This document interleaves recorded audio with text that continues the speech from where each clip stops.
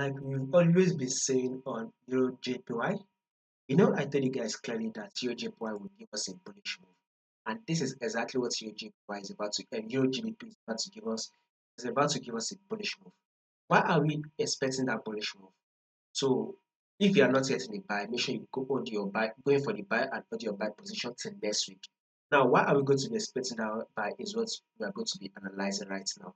But first thing first, to those of you that are yet to subscribe to the channel, if you are new and not yet subscribed, make sure you do also click on the subscribe button, like and share, and also make sure you follow the Telegram channel so that once we drop one or two updates, you will not miss out on any single update. Now let's start with our trade on EURGBP.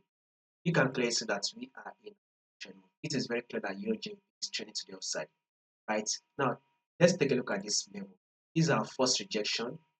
This is also another rejection. This is rejection zone. Here comes the rejection zone. Guess what market did? After market pushed up, well, guess what it did?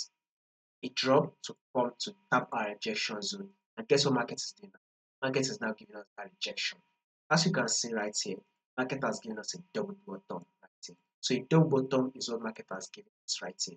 So eventually, market eventually pushed up to break our neckline, right? It broke the neckline, and now this is the pullback. So with such a movement, you should expect market to push up again, so it is able to take out this high, thereby forming a new high. So guys, a bullish move for the day is what you should be expecting on our Euro GBP. Now, if in case there will be any changes to this prediction, I'll make sure I let you guys know. So in order for you not to miss out on your updates, make sure you subscribe, like and share, and also make sure you follow the Telegram. You will find a link to the Telegram in the comment section.